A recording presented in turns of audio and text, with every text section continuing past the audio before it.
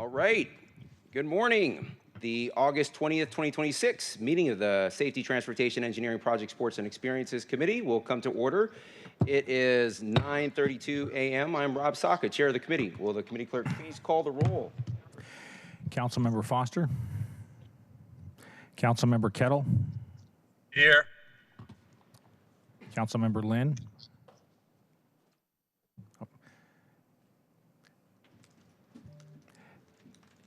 Vice Chair Rink. Here. Chair Saka. Here. Councilmember Foster. Here. Chair, there are 4 members present.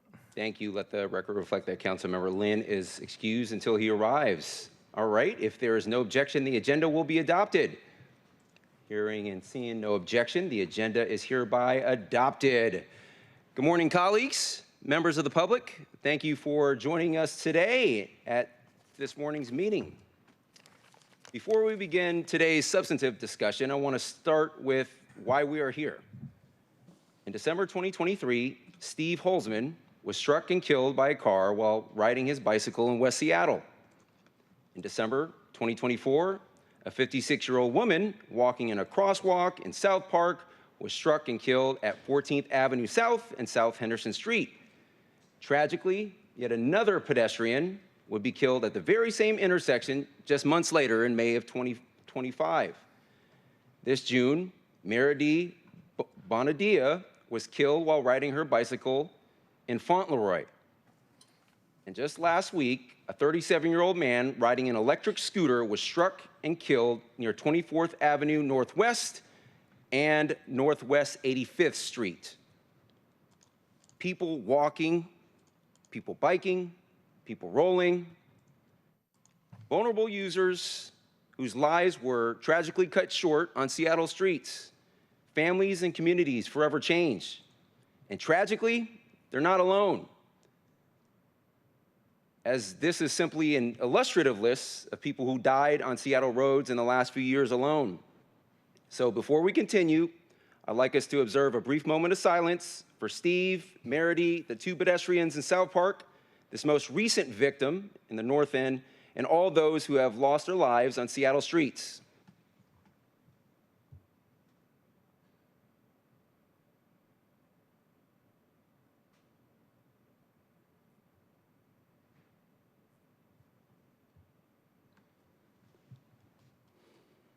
Thank you.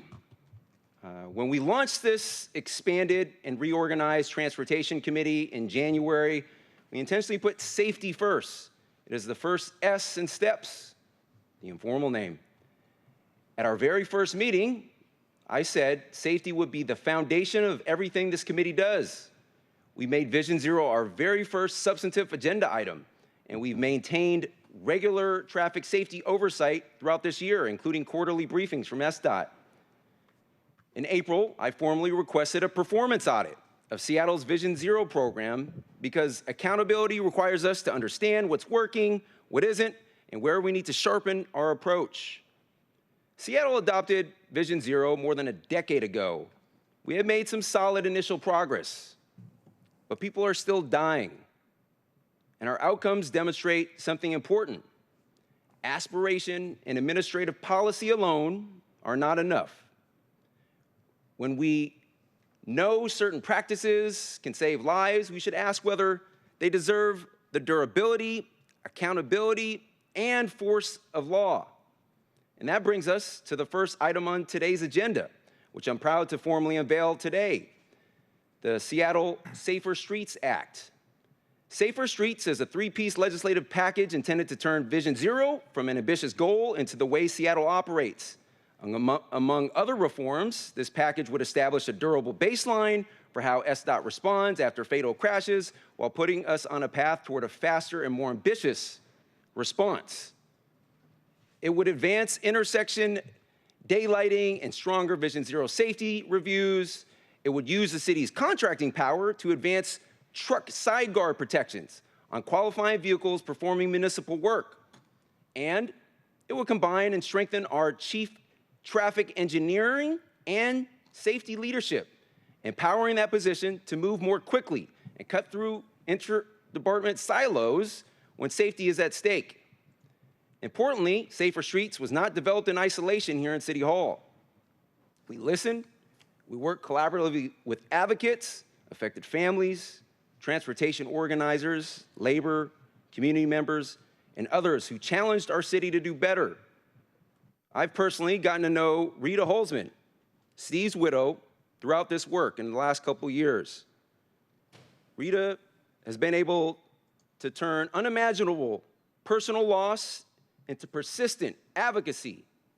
She has challenged the status quo, challenged government, and yes, even challenged me at times, but always in a thoughtful, respectful, willingness to engage manner. Her thoughtful and extensive feedback helped shape this legislation and make it stronger, as did a number of other organizations like Cascade, Seattle Streets Alliance, and so many others. I've also spoken with Lonnie Bonadia, Meridy's daughter, including shortly after her mother's tragic death, and again last week at Fauntleroy's Bicycle Safety Forum. When families who have experienced these tragedies tell us government must move with greater urgency, we need to listen. Now, no ordinance or policy directive can guarantee another tragedy will never occur, and no single legislative package will achieve Vision Zero by itself. But that cannot become an excuse for incrementalism or inaction. We know many of the interventions that make streets safer.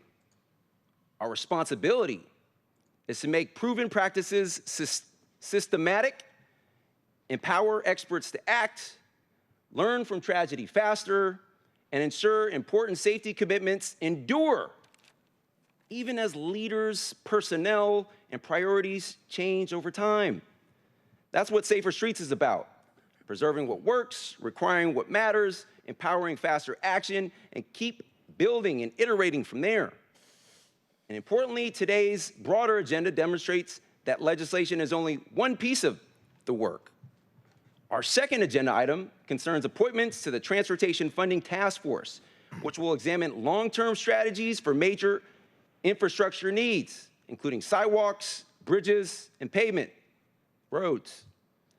That has a direct safety nexus. We need sustainable funding to improve our pavement conditions, and those investments create opportunities to rebuild streets through our Complete Streets policy with safety designed in from the start. And we know that roughly 27% of Seattle's sidewalk network remains missing. Closing that gap and moving with urgency to do so is a critical safety imperative, particularly for vulnerable users. Safer Streets strengthens how we approach safety. The task force can help us confront how we sustainably fund the infrastructure needed to deliver it. And finally, our third agenda item today is a briefing on the Seattle's Street Improvement Permitting Program and how SDOT reviews complex improvements in the public right-of-way. It is distinct, separate from Safer Streets, but it represents another important part of how our transportation policies ultimately become physical streets, sidewalks, and infrastructure that are safe, accessible, and functional for all. And we'll learn there's an important, non-trivial housing imperative tied to that initiative as well, impacting our ability to quickly build more affordable housing. There's a common thread throughout today's full agenda. Safety must be something we design for, fund, build, and institutionalize. Thank you. We will now move to the open hybrid public comment period. Public comment should relate to items on today's agenda and within the purview of the committee today. Clerk, how many speakers are signed up? Chair, currently we have 9 in-person speakers signed up, and there are 3 remote speakers. Great, thank you. Each speaker will have approximately 2 minutes. We will start with in-person speakers first. Clerk, could you please read the public comment instructions? Speakers will be called in the order in which they registered. Speakers will hear a chime when 10 seconds are left of their time. Speakers' mics will be muted if they do not end their comments within the allotted time to allow us to call on the next speaker. The public comment period is now open, and we will begin with the first speaker on the list, Rob McVickers. After Rob, we'll hear from Kevin G.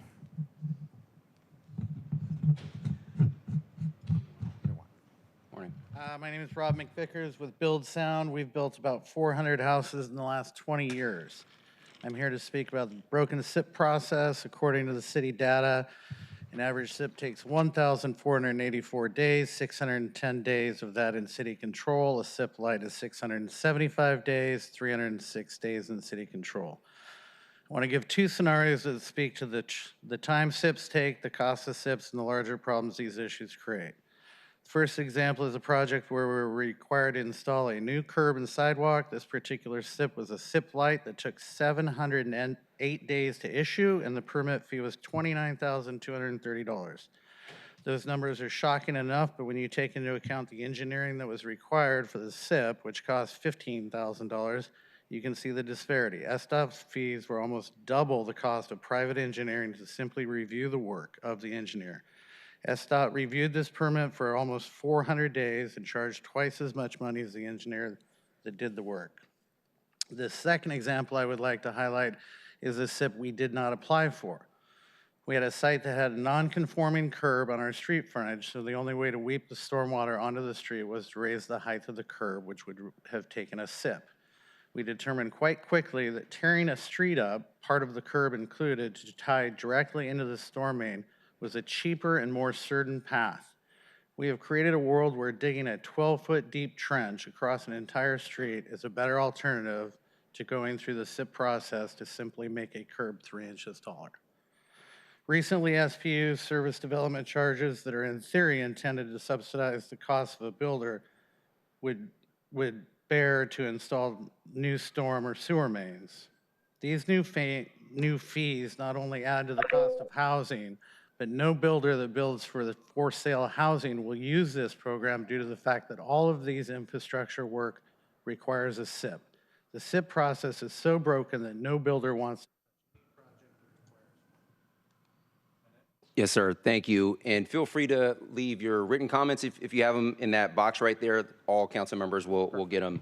Friendly reminder to folks, when you hear the chime, that means 10 seconds are left on your time. Our next speaker will be Kevin G. Following Kevin, we'll hear from Lani Bonaday. Hello. Hello, my name is Kevin. I'm a South Seattle resident. I can't drive due to personal reasons. So that means I depend on street improvements and street safety. It would behoove the city to think about streamlining both the normal SIP permitting process as well as the SIP light permitting process, because when you compare it to cities like Fort Worth, Texas, their timelines are in weeks, not months. And we can drastically improve safety and the quality lived experience of the built environment if we increase the time, shorten the timelines for permitting and allow way more street improvements. I cede the rest of my time. Thank you, Kevin. Our next speaker will be Lani Bonaday. After that, we'll hear from Mike Heikries. Lani Bonadia, but good attempt. So my mother was Mary Bonadia. She was in great health. She spent over 40 years biking in this city and biking around the world. She was a safe cyclist. She did not have to die. I feel like if Vision Zero had been doing its job better and that part of West Seattle had not been ignored, she would have been safe on that street. As I spent time at her site, it was very clear everyone was well aware how dangerous that street was. And Rob, to talk to you and have you not know about that street and how dangerous it was really disheartening. And I hope that you've been there. I'm glad you guys are removing parking there, but you need to do more. You need to put West Seattle back on your radar, and you need to make it safe, because people are afraid to bike there. People who live there are scared of those streets. People who commute through there are scared to go to work on their bikes.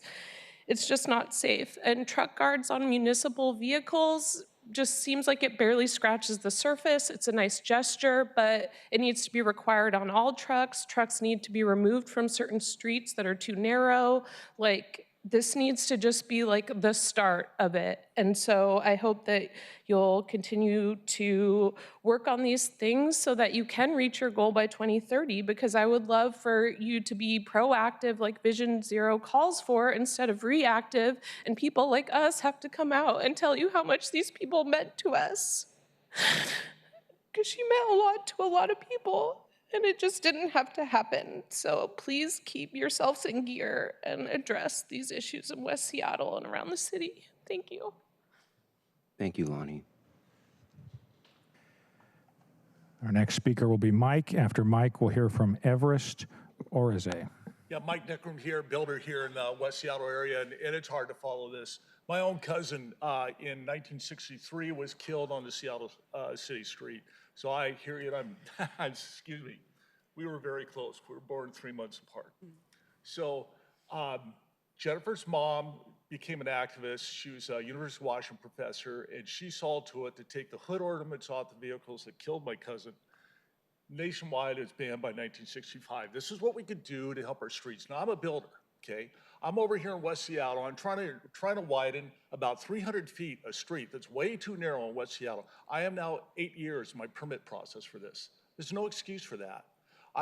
From my engineering that I've spent, the city review fees are almost 50, I've spent like $70,000 in engineering. The city review fees are $120,000 spent to date. There's no excuse for this. We need our SIPs, we need our permits right now.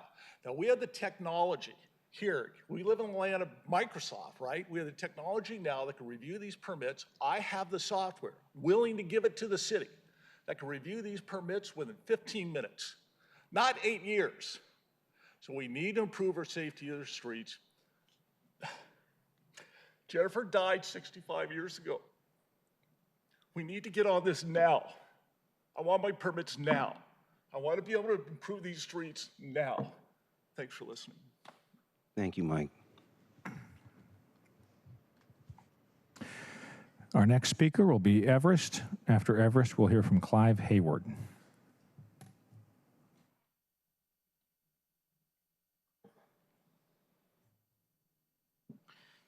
Hi, my name is Everest Orize, and I'm a Central District resident and UW student. I'm mostly concerned about current timelines for the street improvement permits.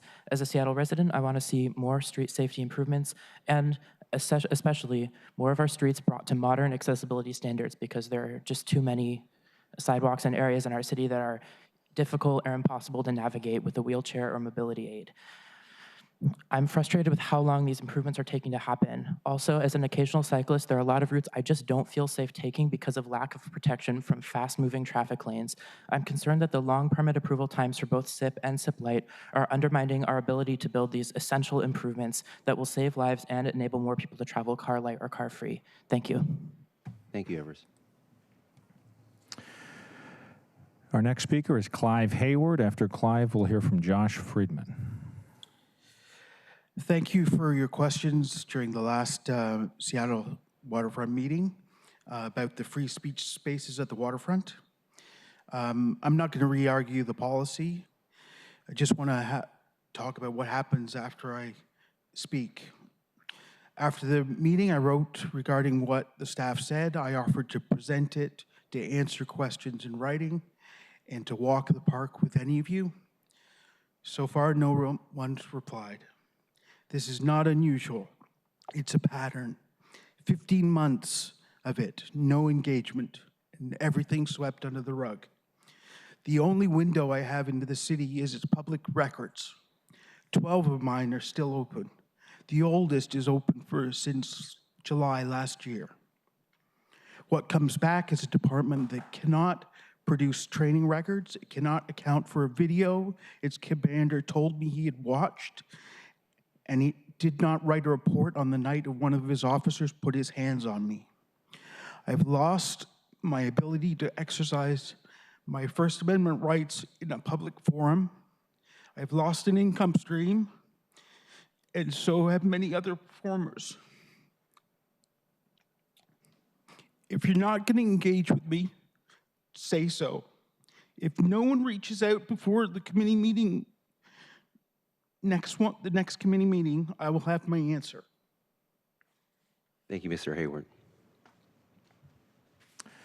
Our next speaker will be Josh Friedman. After Josh, we'll hear from Clara Cantor. Mr. Chair and members of the committee, my name is Josh Friedman, and I'm an attorney who helps affordable market and workforce housing providers as they try to bring new housing online in Seattle. Thank you for convening this session to investigate the deeply problematic delays and costs that the SIP process has been imposing on new housing projects at all affordability levels, even in the midst of an acute housing supply crisis. Our city's infrastructure bureaucracy badly needs your leadership to reduce the degree to which gas-guzzling cars and dangerous automotive habits are being subsidized on the backs of renters and their housing providers. Thank you. Thank you, Josh. Next, we'll hear from Clara Cantor. After Clara, it'll be Tyler Vasquez. Hi. Hi, can you hear me? My name is Clara Cantor. I'm a community organizer with Seattle Streets Alliance.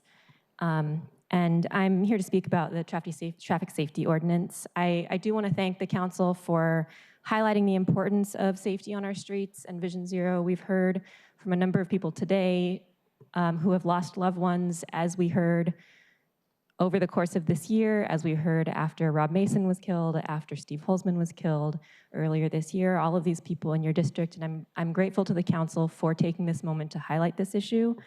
I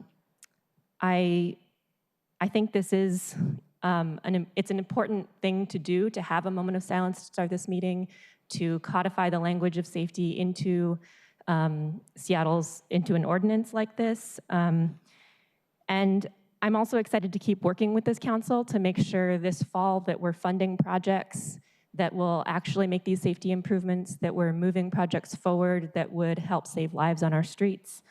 And I think while this is an important and vital step, it's also important to keep working on the individual improvements that are going to actually save lives. I am particularly excited about intersection daylighting, which prevents people from parking illegally close to crosswalks and stops cars from blocking sight lines at intersections. Most of our injuries and fatalities in Seattle are at intersections, and improving the visibility there is a very quick, very inexpensive, very easy way to make intersections a lot safer. We can also increase accessibility by utilizing that space to park scooters off the sidewalks at the same time, which also makes our sidewalks more accessible. And in my last 10 seconds, I just want to say that I'm also on the agenda to be confirmed for the Transportation Funding Task Force. And so I look forward to further discussions with the council to push forward progressive funding through that body. Thank you. Thank you, Clara. Our final in-person speaker is Tyler Vasquez.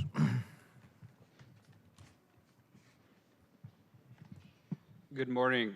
My name is Tyler Vasquez. I'm with Cascade Bicycle Club. I'm also a resident of District 3.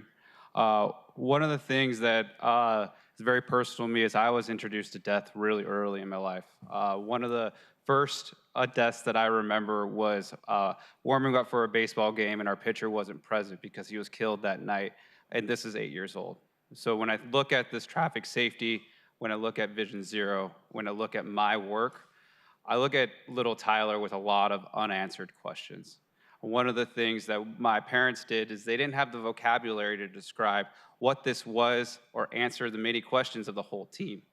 These are the communities and people that are impacted daily by our traffic system, regardless of if you're driving a car, if you're riding a bike, if you're walking on our streets, or you're simply rolling just to get from point A to point B. One of the things that I'm excited about with the safety ordinance is the aspect of operationalizing and accelerating safety improvements. One of the things that I know is that safety improvements are the most visible construction that we have in our community. When you see visible transformation of your community, you see trust in your work, you see trust in the mayor's work, and you also see trust in SDOT. And that's what I'm here to do today, is be able to aspect and let's build trust. Let's build those bridges that need to happen with the community, and let's make sure that we work towards Vision Zero, and in 2030 we have 0 deaths. That's not aspirational, that's a policy. And we have a policy problem that needs to be solved by management issues. And when we see management issues, that's your job. And so when the takeaway today, when you ask questions, ask about the proactive stuff that's happening, the fatal response systems, the aspects of hardening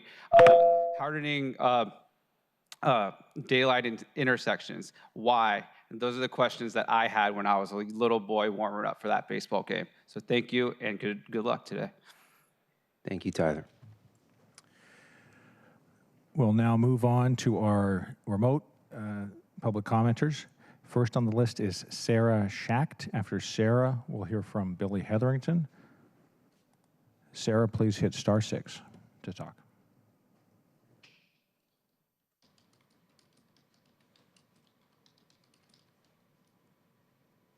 Hi, my name is Sarah Schott. I'm a resident of Seattle's Maple Leaf neighborhood, and I'm commenting today regarding the Maple Leaf Pinehurst or Roosevelt Pinehurst Community Safety Plan, which has not been clearly communicated to the community and hides a lot of the details of the plan. My husband and I have filed a public records request with FDOT and is in Stonewall. I find this interesting because I have over 20 years experience in open government and transparency, working with governments around the world. And yet FDOT is using a common tactic to stall and delay. They have not posted the actual reports of community findings and have not posted impact on parking on the surrounding area and how this would impact the densest area in Maple Leaf along Roosevelt Way, with often its lowest income residents who are oftentimes new to the United States and living in these lower income, denser housing. We already see where conflict or access to emergency services is hampered by deliveries using our multifamily driveways on Roosevelt instead of parking. And over 90% of the parking in this area will be removed by this project. We assume that there will be higher levels of conflict, that these driveways will be blocked by deliveries, and that this will lead to spillage of parking, pleasant parking onto side streets which do not have sidewalks, increasing pedestrian dangers. It is something that does not seem to be taken into account by FDOT, and so I'm asking this committee, one, to request FDOT to release its reports and findings from its research it's done over the last year and a half, and engage with residents along Roosevelt Way on the impacts that they will see, and not to delay these findings and engagement since work begins in January, and we've only been told. Thank you, Sarah. Our next speaker will be Billy Hetherington. After Billy, we'll hear from Gordon Padelford. Billy, please hit *6.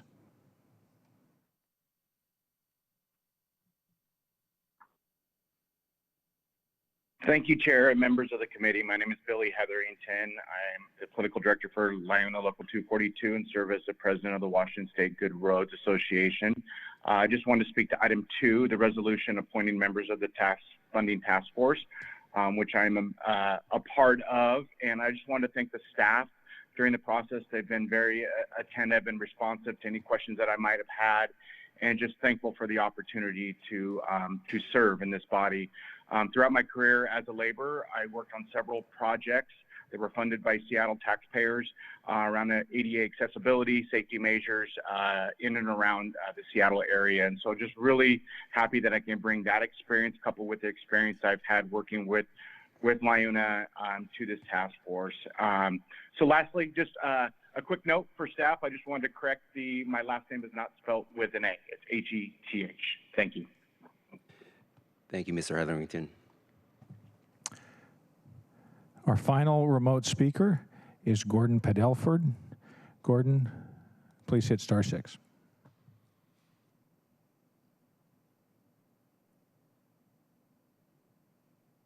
Good morning, council members. My name is Gordon Padelford, the Executive Director of the Seattle Streets Alliance, and I'm just calling in to say thank you for keeping a focus on Vision Zero and making sure everyone gets home safely. My heart goes out to Meredith's family who's in attendance today. We need to prevent tragedies like that from occurring. Everyone should be able to get home safely to their loved ones. I want to call out specifically one strategy that we've been emphasizing that we feel like would have saved lives this year and in previous years. And it is sort of a obscure strategy, but it makes a real difference, which is truck side guards.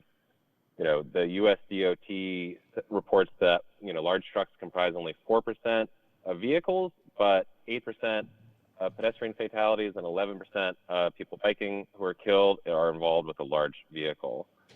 And we know that 50% of people biking and 25% of people walking are actually hit by the side of the truck first before they are killed by that truck. So truck side guards have a real positive safety benefit. Fatality rate for people biking and walking decreased 61% and 20% respectively, following a national side guard implementation in the United Kingdom in the 1980s. Fortunately, we can't wait for the federal government here in the United States for obvious reasons. And so we've got to do what we can locally at the state level. So appreciate the council's attention to Vision Zero and attention on proven safety countermeasures. You know, there's no one silver bullet. It's going to be a whole suite of strategies that help keep people safe on our streets. Thank you. Thank you, Gordon. Chair, that was our final public commenter. All right, thank you. If there are no more public commenters signed up, we will now move on to our first item of business. Will the clerk please read item 1 into the record? Agenda item 1, briefing and discussion. Seattle Safer Streets Act, draft review of traffic safety legislation. Thank you. And looks like our presenters have already joined us at the table. Welcome. Before introducing yourselves, I want to take a moment to briefly put the legislative history of this critical work on the record. So, as I hope is clear, traffic safety is my highest priority as chair, as part of our broader public safety charter responsibility. And my office has initiated this legislative work stream back in January of this year. And appreciate that central staff has developed an initial draft through late April. And a few weeks later, we needed to temporarily pause to focus on the Seattle Transit measure, including 30+ proposed amendments. And in July, after the measure work stream concluded, my office directed that work resume and provided substantive policy direction for a significantly strengthened traffic safety package. On August 5th, central staff and I agreed that updated drafts would be developed for review at today's committee meeting. And also earlier this month, to help meet that deadline, I decided to slightly narrow the focus and scope of the initial package, but still put forth comprehensive legislation so we could advance strong priority reforms this year, starting this year, and build upon that later, returning to explore additional measures and concepts in 27 and beyond. So I totally recognize that this is a complex legislative package on a compressed timeline, and I appreciate central staff's diligent work and strong partnership on this. That said, the package we expected to have before us today is not yet complete. So today's initial briefing therefore marks significant progress, but is not the finish line, of course, and I expect us to complete the remaining work promptly and maintain the urgency this issue demands. With that, I will turn it over to central staff. Once again, please do introduce yourselves and begin your presentation. Good morning, everyone. Amanda Allen with central staff. I'm Calvin Chow with Council Central Staff. Should we jump right in? Yeah.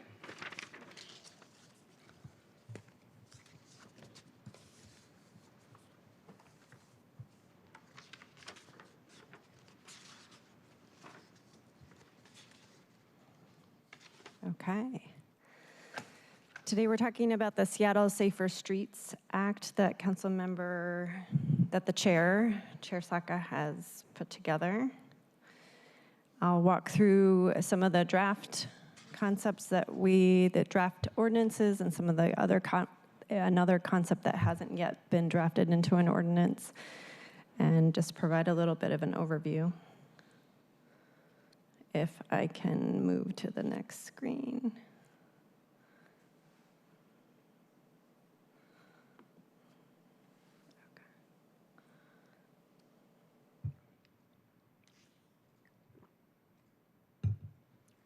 Okay. So there are three components to the Safer Streets Act. There is a draft traffic safety ordinance, a draft ordinance that speaks to combining responsibilities for the SDOT traffic safety, chief safety officer and traffic engineer, and then a concept that we want to talk about related to requiring truck side guards. The first piece of legislation is that I'm going to talk about is the traffic safety ordinance. So this legislation proposes changes to the municipal code, working to codify the city's Vision Zero plan and to codify the use and reliance on the U.S. Department of Transportation's Safe Systems approach. SDOT's Vision Zero program was first launched in 2015 as a framework to evolve our approach based on best practices and evaluation of our transportation network, with an overarching goal to end traffic deaths and serious injuries on city streets by 2030. This Seattle-specific plan is based on the Safe Systems approach. The Safe Systems approach is a framework that US DOT has created for transportation safety centered on the idea that there are multiple layers of protection to prevent collisions from occurring and to reduce their severity when they do occur. It's based in 6 principles. 1, death and serious injuries are unacceptable. 2, humans do make mistakes. 3, humans are vulnerable. Responsibility is shared. 5, that safety is proactive. And the 6th is that redundancy is crucial. So the legislation draft that you all have seeks to work the references to Vision Zero and the Safe Systems approach throughout the code that SDOT needs to follow. In Section 3, there's also a reference requesting that Washington State Department of Transportation return feedback on SDOT on and off-ramp designs within 180 days. And I would just say that throughout the legislation, you'll see that it works to infuse the Vision Zero and Safe Systems approach throughout SDOT's planning, operations, and maintenance work. Last on this slide, the legislation works to leverage the city's racial and social equity index for investments to address issues identified via the high injury network. The high injury network is SDOT's tracking of collisions and rating of the severity of collisions.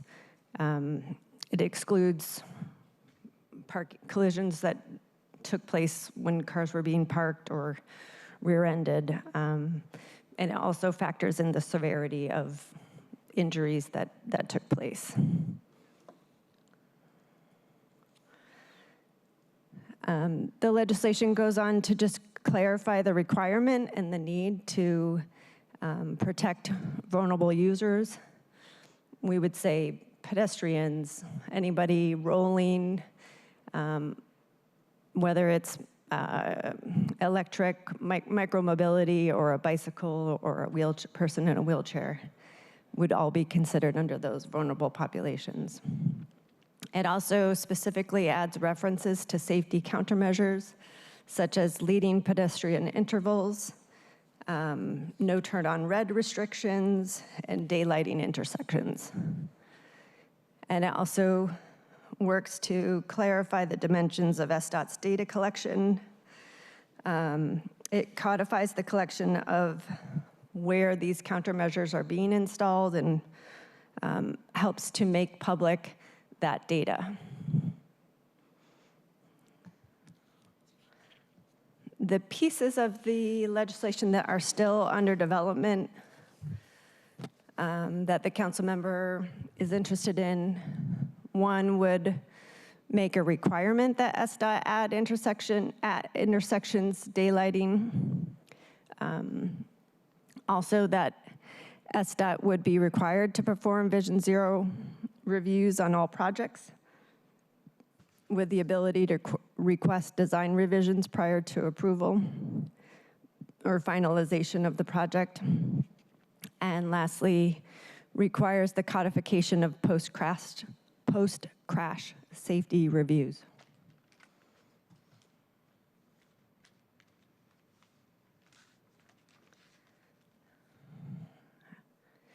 Councilmember, are you interested in, I'll just go through all the whole presentation? Yeah, or no? yeah, that sounds great, and then we'll take comments, questions right after that.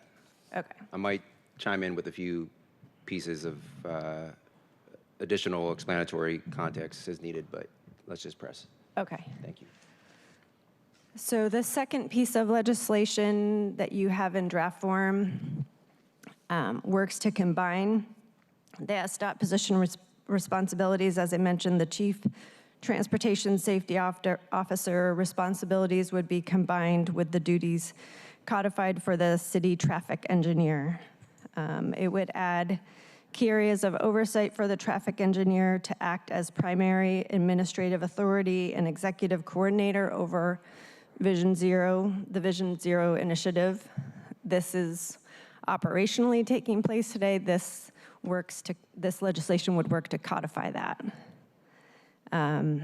It also adds oversight of the the city traffic engineer to review and provide recommendations to enhance the safety of roadways and transportation infrastructure. There are some additional new authority, emergency authority proposed for the traffic engineer, which includes directing and expediting safety improvements on the high injury network, including requiring coordination across all of SDOT's divisions and establishing priority protocols for rapid, low-cost safety treatments. And lastly, it explicitly grants authority to implement immediate, temporary, or pilot safety interventions to respond to imminent risks.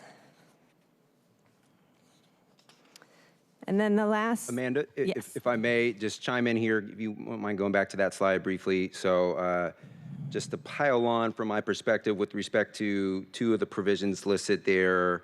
One, the post-crash response. So I have in my hand a copy of the current SDOT post-crash response programmatic fatal crash response policy dated May 18, 2026. It is obviously a fairly recent, newly developed internal department policy that SDOT developed. I think it's a good start, and I'm grateful for SDOT and their leadership in putting this together to formalize, how we should show up and respond to these tragedies. And having talked with many members of various communities over the past few months, I also think it leaves a bit more to be desired. And so the intent in terms of being able to require a stronger, more prompt response. And so the intent here is to codify existing current department policy with respect to this one specific provision, because we know they are capable of and they are operationalizing it today, but also put them as part of this legislation, put them on a path to come back and study some options, what additional resources, personnel, potential other policy revisions might be needed, and come back to council with some options next year that lays things out, ideally with the goal of providing a 72-hour response. That would be the most ambitious. And we could then codify that. But the department is not positioned to achieve that today. And so this specific element codifies what they are position to achieve today, and also puts us on a stronger path to be more ambitious, more responsive, with the goal of a 72-hour response. And for clarity, to set expectations, the engineers, just because this would purport to require, more prompt response, the expertise within the department, they would have final decision-making authority to determine if and what specific safety treatments are needed. And then the second piece I'll just briefly speak to is the expanded authority for SDOT leadership.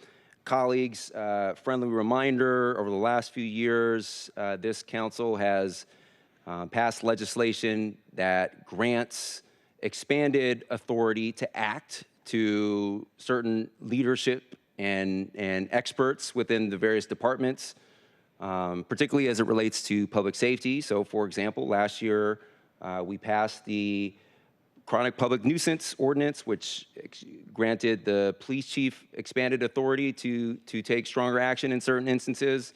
Preceding that bill was the vacant building legislation, granting the fire marshal and the Seattle Fire Chief expanded authority to take stronger action to address problem vacant buildings because they pose a significant risk and hazard to fire and safety. And so along the same lines, because if we can expand authority for experts in other contexts as it relates to broader public safety, our broader public safety strategy, surely we can do the same thing here. And also there are some inter-department silos that we want to address and better position our teams to be more nimble, move more quickly. So thank you. Okay, the last concept that we want to share with you all today that's currently under development is the idea of creating an ordinance that would require city contractors to have side guards on their trucks. And so this bill, as envisioned, would require all contractors using trucks in the city to do work, all contractors doing work in the city. No, let me say that again. All city contractors with trucks doing our work would have side guards installed. Side guards are the safety barriers installed on the sides of trucks as seen in this visual, which will help prevent pedestrians, cyclists, and motorcyclists from being run over or crushed when side impact collisions occur. Thank you, Amanda. And so some additional context on that particular initiative. First off, I want to thank community for all of their tremendous ideas and involvement and, helping our office cobble together community. That's effectively what went on here. We cobbled together community ideas into a comprehensive three-piece legislative package. And this is one of those community ideas that has been often cited and requested since at least earlier this summer, but the conversation preceded that as well. And so want to thank the many advocates. This one we're probably least along in terms of finalizing, but we're still fairly close, which is good news. And good news, I want to thank Tom Fukuloru from the Seattle Bike Blog. His reporting yesterday revealed that there is a model to build off of. The city of Boston codified the first in the nation contractor truck side guard ordinance back in, I think, 2014. And so we hope to, as part of this effort, leverage that as a model, at least as a starting point to build out our own sort of ordinance. And for clarity, these are starting points only. But continued inaction and hoping these best practices survive in administrations, leaders, policy shifts and changes over time, is not the best approach. So that's why we endeavor to make these best practices more durable. In any event, looks like we are wrapped up with with the presentation. Is that correct? Yes, I could just only share that this committee will be meeting again on September 8th, and we would plan to continue briefing and discussion. There will next be a meeting on September 17th, where we hope for a briefing and discussion and possible vote on this legislation. Thank you, Amanda. And before I take additional questions, comments from my colleagues, I want to just share that this is obviously a very comprehensive piece of community-driven legislation that stitches together safety, project review, post-fatality response, authority, daylighting, vulnerable users, transparency, contractor safety, and other critical community-led initiatives. And to that end, I want to thank the many community advocates for partnering, again, so closely with me and my office to develop this package. I can't emphasize enough how instrumental community ideas were to formulating and revising this package. Again, diverse coalition of advocates, affected families, youth, transportation advocates, labor, and others. So can't thank folks enough. All right. Well, thank you, Ms. Allen, Mr. Chow. Appreciate the presentation here. Colleagues, I will turn it over to you all for any comments, questions that you may have from your perspective, starting first with Vice Chair Rank. Thank you, Chair Saka. I want to start my remarks today just acknowledging the grief that's in this room. And I want to thank every person who came here today to share about their loved ones and the lives that we've lost. Meredy should be here, Christian should be here, Liliana should be here, so many others should be here. I know many people in this community follow urbanist, journalist Ryan Packer, who reports on our neighbors who are injured and killed on Seattle streets. And I always get nervous when I see a post from Ryan for what it means, knowing the rippling impacts that every injury or death in our community and what it does to all of us. I found out my friend died from one of those posts. So this conversation, every discussion we have on Vision Zero in this committee feels very real. And I wanted to acknowledge that because we are talking about our neighbors who every single one of these deaths is entirely preventable. And we've lacked the political will and focus to be able to move the action that has been so needed. I know my office has explored a number of things the city can be taking up.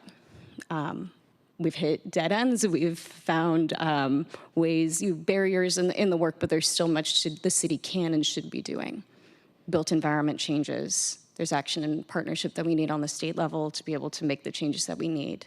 And I know all of us on this body want to be able to push forward for that change because meaningful action is overdue. So I'm grateful for the discussion today, and I'm glad that we are continuing to make this a focus in this committee.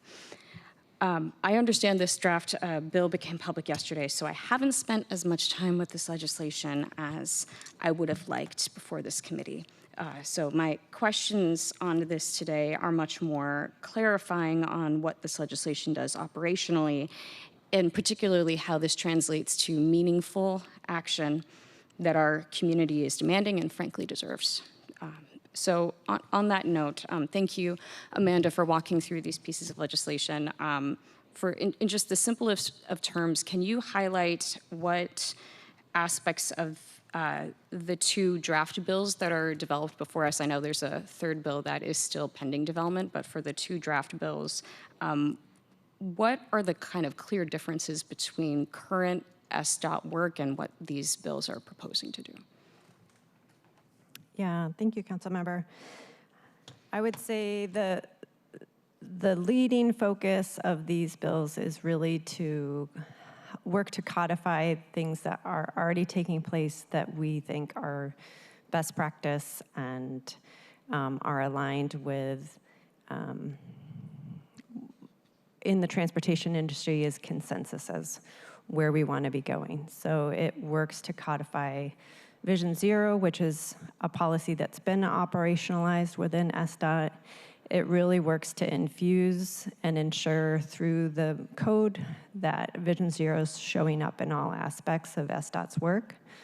And then again, works to codify what's been operationalized within SDOT as far as the traffic engineer's roles and responsibilities of formalizing the chief safety officer role within.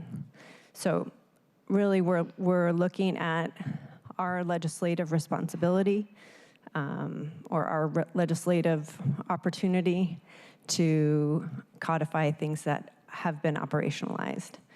I think it also asks SDOT to create additional data around the safety countermeasures and to make those countermeasures, the installation of those countermeasures visible to the public, and additionally formally grants the responsibilities of immediate response to the traffic engineer. Thank you for that, Amanda. When I look at Section 1 of the first draft bill, I'm noticing just in the beginning portion, Section 1 reads as recitals. Some of these seem, I'm just noticing some language differences here in the recital section in terms of declaring in that first portion, and I'm wondering why this language is reflected this way, and that we're putting some of this into code rather than having these as typical recital paragraphs. Perhaps the chair wants to respond to that. Yeah, I can speak on that. Appreciate the question, and I'll let central staff chime in if they have any other thoughts. But recitals are important. They're also non-binding, and so the goal and intent here is to put the most impactful findings of fact. I think that's what the framing here is. Council findings of fact and declarations that underlie this important work and really show our intent, policy goal, and rationale, and sort of really speak to why, but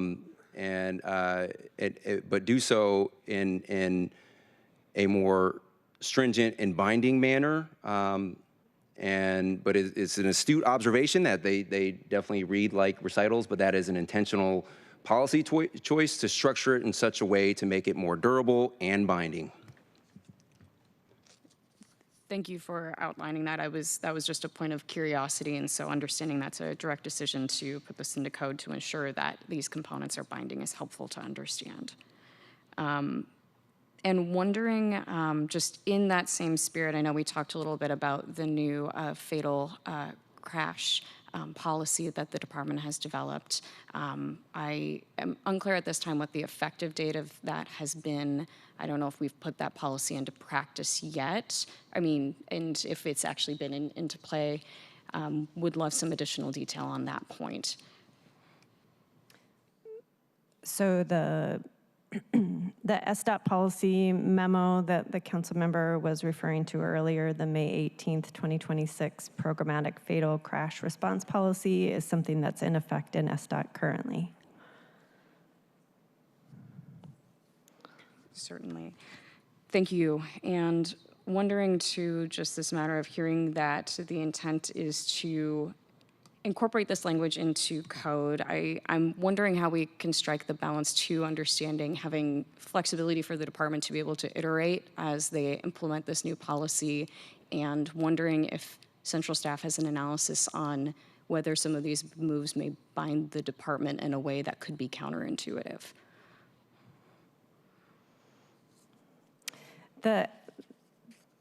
The fatal crash response policy does have two different phases of response. There is phase 1, which they describe as fatal crash rapid response, which is typically 2 to 4 weeks after the final police traffic collision report. So that's not after the accident happens, but rather after we get the police report. And that is to address maintenance and repair option and provide repair options as appropriate, which then would be built within 1 to 3 months. And it has a phase 2 response, which takes a more programmatic review of fatal crashes, and is something that takes place every 6 months. So it's not bound to one single crash at one location. It's a broader citywide view. So anything departing from what's in the policy currently is something I would have to explore with the department.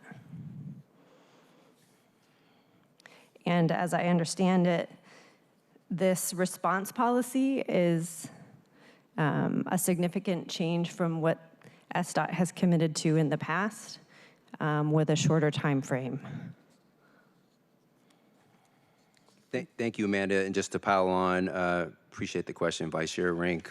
Just to pile on from the author's intent perspective, I share 100% share your goal. You know, like as implied by the question that, you know, that, like, we don't want to have adverse or unintended consequences. And so, and that's why, you know, I asked central staff to work closely with the department to codify what they do today. It is I note that this is a 4-page document, so obviously we would not, you know, detail with the prolixity of a code all 4 pages, but include just high-level elements only. And the intent goal there, just want to emphasize, is durability. We know the department is able to do this today, and they're doing this today. And it's a good start. We also want stronger, more rapid action as well. And the intent is to put us on a path. But I share your goal, and look forward to working with you and central staff to finalize that language. Thank you, Chair Saka. And if I may, I just have one last question on this. If we can go to page 4 of the presentation, it lists some areas here that are still undecided or up in the air, but a part of the conversation on this. Or just for the purposes of my understanding, are these policies meant to be included in this bill, or are we going to be considering them at a later date? And I ask because just thinking about digging into this topic, I'm just wondering kind of what, if there's going to be major changes taking place with this bill. I know we're working under a very compressed timeline.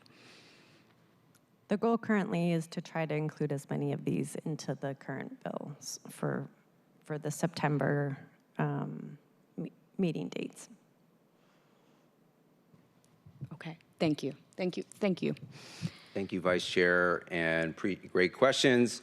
Appreciate the feedback there, and can't emphasize enough the construct underlying this whole package of durability.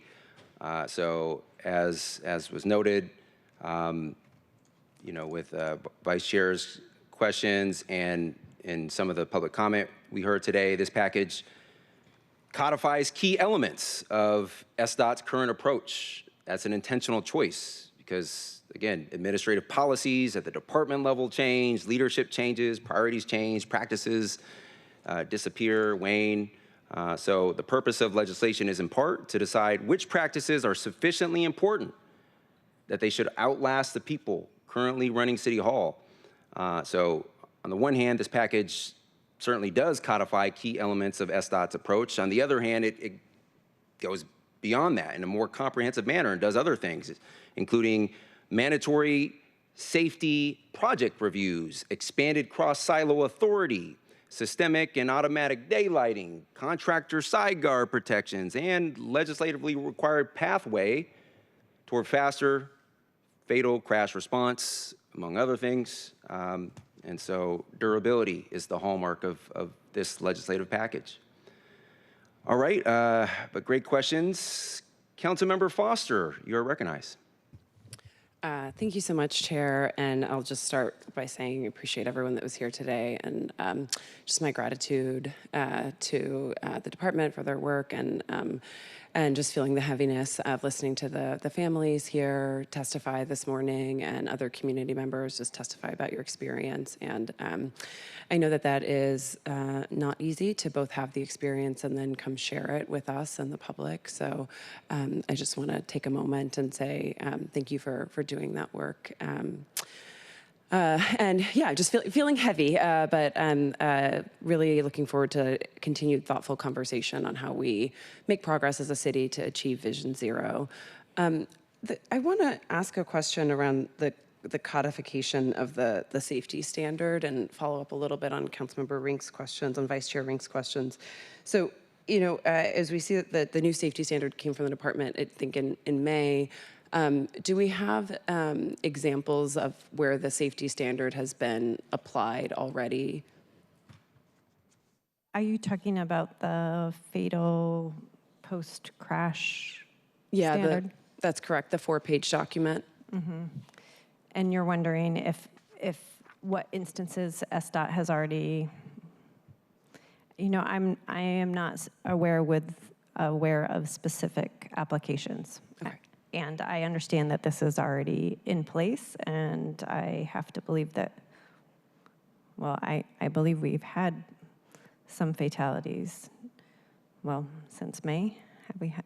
So. And I can follow up with the department to learn more about the application of the new standard. And part that's leading to my other question, which is just through the proposal here to codify this standard, would that require then SDOT coming back to council if they want to continue to make improvements in their safety response? Would they then need to come back to us to get that response approved, or would they be able to keep making improvements and iterating without council approval? Yeah, that's a good question, Council Member. I think it would depend. We haven't finalized language, proposed language for an ordinance, and it would depend on how stringent that language is, how narrow the language is. If it refers only to SDOT's programmatic fatal crash response policy in broad terms, then I would say that would allow them to continue to iterate and make changes. If it was prescriptive and said that certain things had to happen within a certain timeline that mirrored the current policy, then that would require them to come back if they decided they needed to make changes. Okay, that's helpful. And I think I just want to make sure that in the pursuit of this this policy, I want to make sure that we are allowing the department to continue making improvements. And I think it was, you know, their work inside the department that put together this new response in May. And I wouldn't want us to take an action that hampers their ability to continue to innovate and speed up their responses in pursuit of achieving Vision Zero. So that's something we can continue to engage on as this legislation gets further developed and fleshed out. Councilmember Foster, if I may, because I appreciate that question. I know is directed at Central staff, but I'll just pile on just from you know, the author's perspective. 100% share the goal there, not you know, in terms of not wanting to limit or impede the department's ability to further iterate, to operationalize and improve the current standard. And I couldn't agree more. It really depends on how it's structured, but I'll share, you know, from an author's perspective, definitely share that goal. The intent here is to codify the current existing policies as the new baseline, that SDOT is free to and fully flexible enough to, on its own, iterate, improve, make better. They just couldn't, the legislative intent there, they just couldn't water it down or pare it back in any way. If anything, you know, they you know, I would appreciate if they make it more stringent. And then the next piece of that, you know, is what I mentioned earlier is, you know, part of this would require them to come back with a plan and a proposal and with some options to, including what resources and personnel, you know, would be required to have a more stringent exacting standard ideally with the goal of getting a 72-hour response, window. So, but great question. Thank you. Thank you. And then the other question I wanted to ask, I appreciated the reference with the contractor side guard requirement. I appreciated the reference to Boston, as I think maybe that came from the chair earlier today. I'm just wondering, when it comes to some of the other components that are in the two pieces of legislation, are there, and I know much of what it seems that we're proposing is the codification of existing standards, and we know that intersection daylighting is an ongoing need and an ongoing body of work. But my question is, are there any other pieces of the package that are sort of built on successful work in other cities? I think one of the things we want to continue to do with Vision Zero is look at what works and what's proven and make sure that we are keeping pace and implementing. And I wonder if you can just speak to any of the proposed changes here and how they mirror or reflect known best practices.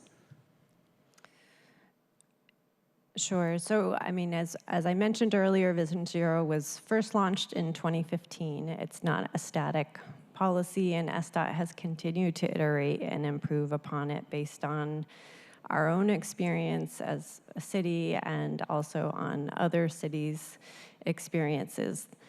That being said, there's nothing in the current documents that specifically in the last months was inspired by one particular jurisdiction.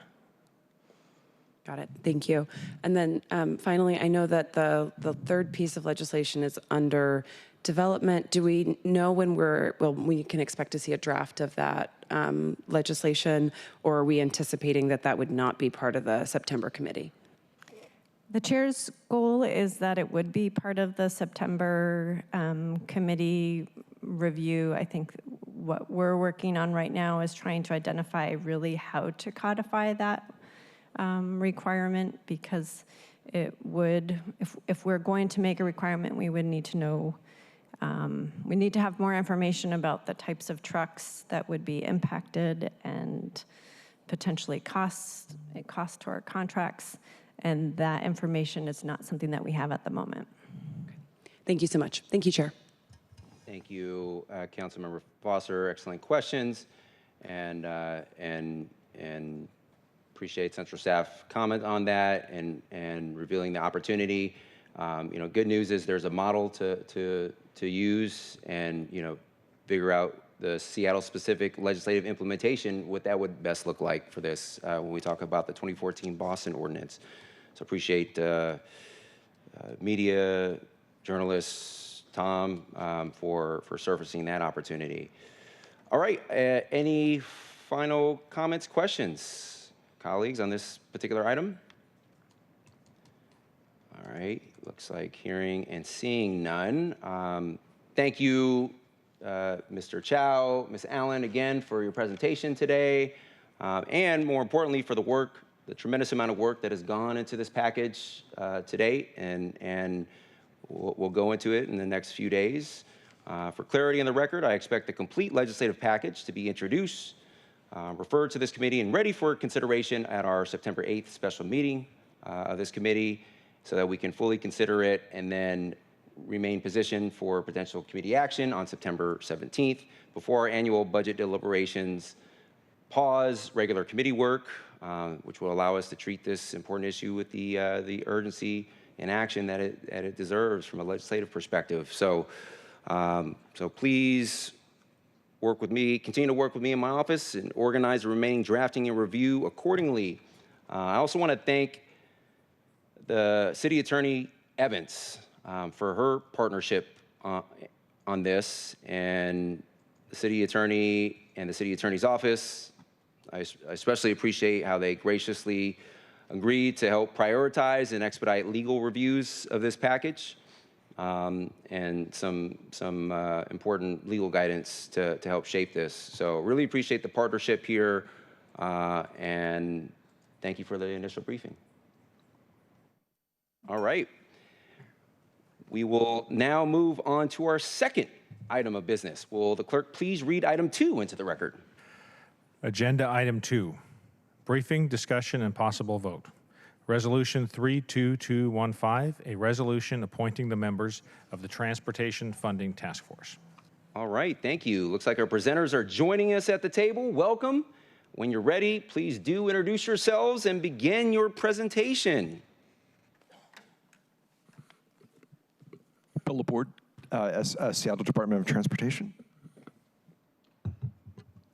Megan Shepard, Seattle Department of Transportation, Director of Policy and Planning. Sarah Strand, Seattle Department of Transportation, Policy and Planning. I would like to begin today by thanking all of the attendees who are here, as well as the members of the committee and the chair, for having us here to advance this important work. I think the comments that we've heard today connected to safety and concerns about safety tied directly to work that we're going to be asking the Transportation Funding Task Force to advance. And I appreciate you making that linkage in your opening comments, Chair. When the 2024 Seattle Transportation Levy was coming together, the levy, which we're so thankful to the voters for approving because of the dedicated, stable funding that allows us to put into safety improvements as well as the other needs of our transportation network. But we really heard a lot from the stakeholders who were involved in that process about needs beyond the 8-year life of a levy that they were really asking us to consider and address. As well, and so these needs went into the actual final legislation for the levy. And Sarah's going to talk a little bit about that means. But some of the things people were saying to us, right, were like, well, the levy is great. It's going to build 350 new blocks of sidewalks. But how do we continue to build them in a city that's, missing around 11,000 blocks of sidewalks? And the city has 134 vehicle bridges. And how do we continue to prepare for repairing and replacing these aging structures? And paving, our arterial streets carry people moving, whether they are in cars, trucks, buses, biking, walking. They're, the arteries of our network. And when we repave them, that is often our opportunity to really think in a substantially different way about how that street can be safer. So these questions led to the establishment of the need and our call to action to create this Transportation Funding Task Force and invite stakeholders and members of the public to sit and learn with us and tackle some of these real questions that we have.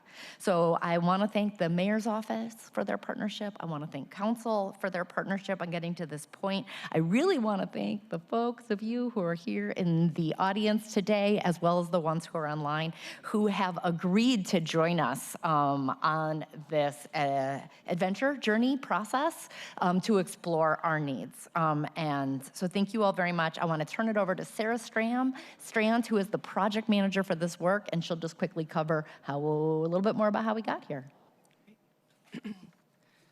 Thanks, Megan. And as Megan so poignantly gave the background on how this originated from the 2024 voter-approved Seattle Transportation Levy. This is a complex challenge that these task force members are going to be helping us work through. We have some really bold and ambitious goals that we are going to be exploring through this work. 3 different focus areas for asset condition, including our paving, our sidewalk network, our bridges, and some really specific tools that we want to dig in and explore as well. And so we made this commitment through the levy. And if we can go to the next slide, Bill. And council built upon that initial legislation out of the levy to give us some more direction on how we'll go forward and do this work. And so we are convening the Transportation Funding Task Force.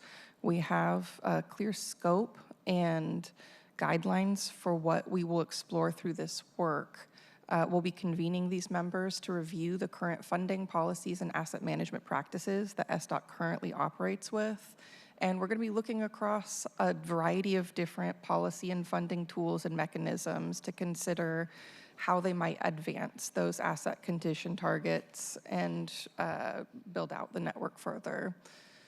We'll be back to City Council with updates at 6-month increments to provide information on where we're at with the task force's work, and we'll be bringing final recommendations to City Council. The resolution deadline is December 2027. There's also details in the guiding resolution related specifically to the task force composition and membership. And this was intended to make sure that we had all the range of voices at the table that will help make this a strong and successful process, whether it's people who live in the neighborhoods that will be affected by this, businesses, accessibility advocates, mobility advocates, labor, development, and people who do this as a profession or have expertise, whether it is in funding, finance, policy, delivering and building this work. And the other piece of this resolution is that we bring it here to you to be appointed by City Council by resolution. And so we went through a very robust process to make sure that we build a membership slate that meets the charge of that resolution. We had a public process, a call for applications, and we cast a really wide net. We reached out to so many different networks across those areas of representation. We thank you all again on council and in the mayor's office and all of our networks of stakeholders and public agency partners who helped get the word out and spread the word and invite people and encourage folks to apply. We did multiple Q&A sessions to answer any inquiries folks had about what to expect, what this process would look like. And we had a really great response. And so we worked through all of the written applications that we received. We interviewed candidates to consider the best fit and really thought through the balance of representation and making sure that we had that diversity of voices at the table. And we coordinated really closely per resolution with council leadership and the mayor's office to make sure that we had all of those voices covered. So we're here today to submit for your consideration appointing these members. We can jump to the next slide. And so here you have your Transportation Funding Task Force appointees submitted for your consideration today. And I just want to pause and do a really, really big shout out and kudos to all of these folks, as well as the folks not shown here who we were not able to select because we had more candidates than we were able to take on and still balance that representation and size of this group. And I don't want to understate the value of folks who are willing to raise their hands and roll their sleeves up and volunteer their public service, their time to this really important topic for the city. And so huge thanks. And if there are folks in the audience who are being appointed today, if you would love if you would raise your hand and just identify yourself. And folks online as well, and folks who are not able to join us today, huge thank you. We're really excited to work with these individuals who really demonstrated just great caliber and expertise and perspectives to add and contribute to this work. And so last but not least, we are getting to work. Progress is happening. This work is happening. We're going to be doing one-on-one onboarding meetings with all of our newly appointed task force members. We're going to be hosting a welcome reception and orientation to kick off the work. And we will begin our monthly cadence of meetings to really dig in and work through this process in October. And again, we'll be back with some city council updates at a 6-month increment. And we can go. And so with that, I'll pass it over to the chair. Thank you so much, Ms. Strand, Ms. Shepard, Mr. Laborde, for presenting today and your partnership in crafting this package and all the work that you all did. And thank you to the mayor's office as well for all the work you all led in creating this panel of experts. And just to kind of frame the conversation and pile on from my perspective as one of the sort of architects of this effort. A couple years ago, this flowed from a recognition that at the time, what was the largest levy in Seattle's history, $1.55 billion, At the time, there were calls from some community asking for a $3 billion levy that didn't include funding for bridges. And sort of where we landed in the legislation is a $1.55 billion package and included some great things to improve safety, add more bike lanes, safer connections to transit, improve our overall pavement conditions, providing a generational investment at a bare minimum, probably the single biggest, largest city investment in Seattle's history, but at a bare minimum, generational investment in new sidewalks and completing our 27% missing sidewalk gap. But this was sort of born out of the fact that even if we had a larger levy, which, by the way, would have impeded our ability to make decisions to bolster our library, the recently voter-approved library levy and the like. But even if we had heeded some of those calls for a significantly larger package, it still wouldn't have been enough to meet the robust need when we talk about those three asset classes in particular: new sidewalks, bridge or pavement conditions and roads, and then third and finally, bridges. And as was noted, there's 130-something bridges in the city's inventory. My understanding, Megan, we'll talk offline. I didn't think that was you mentioned that was the vehicle bridge. I thought that was all of the, including pedestrians in our inventory, but we'll iterate offline so I can get the clarity I need. I defer to you for now, but we have a lot of bridges that the city owns and is responsible for maintaining. So this helps better position us to actually fund and properly take care and sustainably fund our robust transportation infrastructure and network across the city. So thank you again for the presentation. At this time, I welcome any comments, questions from my colleagues, starting first with Vice Chair Rink. Thank you, Chair Saka. First and foremost, I just want to note my excitement that this is all coming together and for the work of this task force to really begin. And I'm just so grateful to the people who will be a part of this task force. So for the folks in person, thank you. Thank you for being willing to spend your time with us and problem solving around this so we can fund our important transportation projects across the city. Truly appreciated. And thank you for pulling together such an incredible, diverse set of stakeholders to be a part of this task force. I do have just one quick question, and maybe you can read through the lines just how eager I am to hear from this task force. You mentioned that there will be reporting back to council in 6-month increments. What can we expect to see in those report backs? What kind of level of information? And I understand a final report will be coming in December 2027, but again, for those 6-month increment updates, what can we expect to see? Yeah, so we're working with the team to roadmap out basically modules that we'll step through. There will be a lot of context setting up front, but by the 6-month period, we should have a sense of the breadth of tools that are being explored, and we'll be going through a narrowing process. We'll be looking at what is legally viable, what has the highest revenue potential, a lot of different criteria that will be in large part guided by the task force as well. And so when we come back, we'll be able to provide an update on where we're at in that conversation. Thank you. Thank you so much, Chair. Thank you, Vice Chair. Appreciate your questions there. And is there any other comments, questions on this item? All right. Well, hearing and seeing none, I will just conclude that also an important feature of this particular task force is we wanted to get community experts together to come up with some specific recommendations for how we can sustainably fund these 3 critically important asset classes. But as part of that backdrop, we also wanted to make sure that the specific ideas and proposals that are being put forth for recommendation and consideration are truly actionable. There was a great revenue stabilization task force a few years back. Some of those ideas didn't fully have the full and complete legal vetting, and therefore were not truly implementable, truly operational.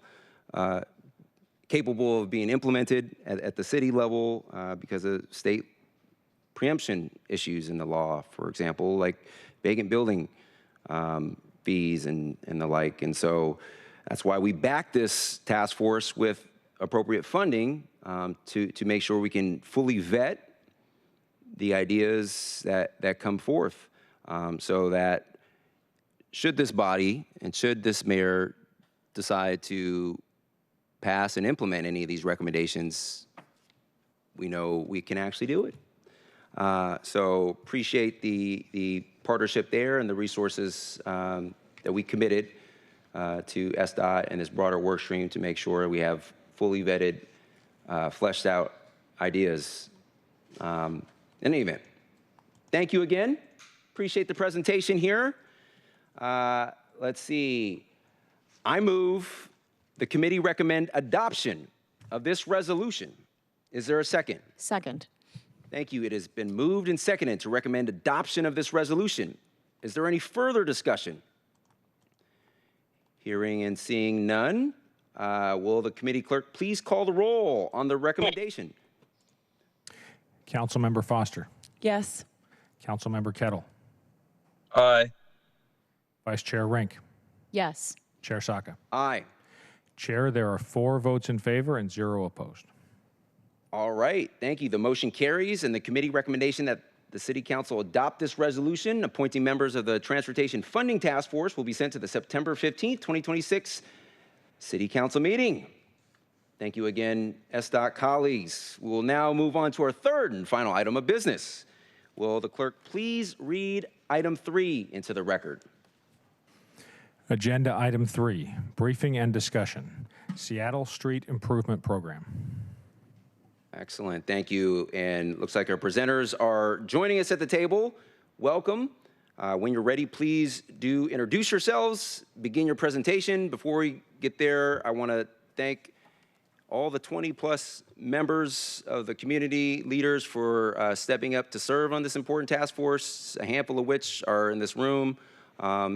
Really appreciate your leadership, your expertise, and willingness to serve in such a truly profound and impactful capacity.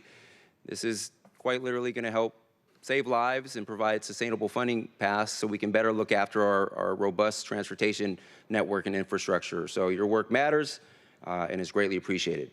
All right, panelists, welcome. Again, please do introduce yourselves, and SDOT has a formal kind of presentation, and we have some community voices as well. Great. Thank you, Committee Chair Saka. I'm Liz Sheldon, Deputy Director at SDOT. I'm Elise Nelson, the Street Use Division Director for SDOT. Good morning, Sailaja Tumluri. I'm currently out-of-class Operations Street Use Manager. I'm Lucas De Herrera with Blueprint Capital, Director of Land Use Policy. Logan Schmidt with the Master Builders Association of King and Snohomish Counties. I am our Seattle Government Affairs Manager. With that, we'll begin our presentation. I want to set the stage here a little bit. We were asked to come in to give this presentation about SIPs. There is so much to be covered in street use permitting. And I think we have 10 minutes to give this presentation. So we'll move through this at a pretty high clip, but want to offer, if there are any threads that would be helpful to come back and present or give briefings at a later date, happy to do that. So there's a lot to cover in a very short presentation. With the next slide, let's go back to the previous slide. I do want to take a minute, though, to thank our master builder friends for being at the table with us, and also reflect a little bit on SDOT and our transportation vision and goals, and just realize that and recognize that we can't do this without having the private development community and others on the kind of the private side of the city recognize our vision to have a place that all people, businesses can access their daily needs and feel connected to their community. There would be no community without kind of that balance between development and right-of-way. Again, this is going to be a fairly quick street use and SIP 101. We can cover the agenda as we go. All right, so I want to back up a little bit, and oftentimes you hear the acronym SIPs, or Street Improvement Permits or Street Improvement Plans. And sometimes that really refers to SIPs, sometimes that refers to kind of the broader world and realm of street use permitting as a whole. So looking at kind of what that means is we issue a few categories of permits. One are our simple permits. These are things that take very little review, can be issued fairly quickly. Things like a resident getting a moving pod, or kind of those small, kind of in and out, low impact uses of the right-of-way.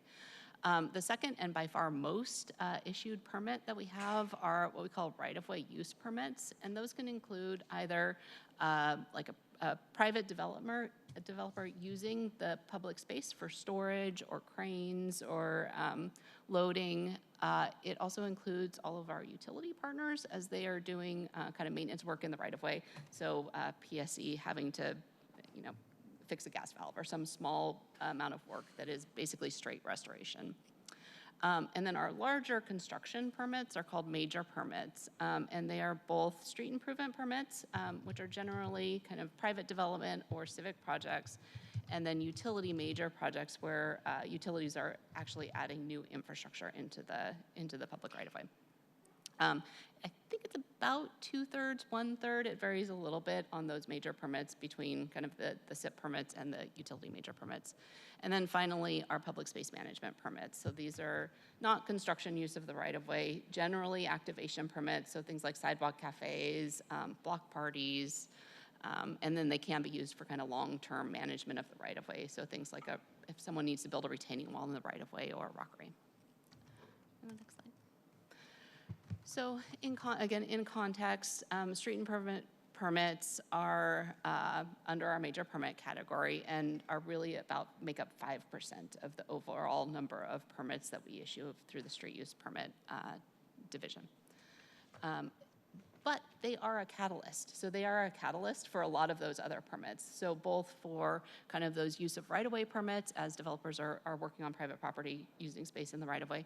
And also they kind of add to the ability to then create that public space that we want in the public realm. So they often lead to those public space management permits. I kind of think of it as an overall cycle, right? So you have the street improvement permit that's kind of the start of that development.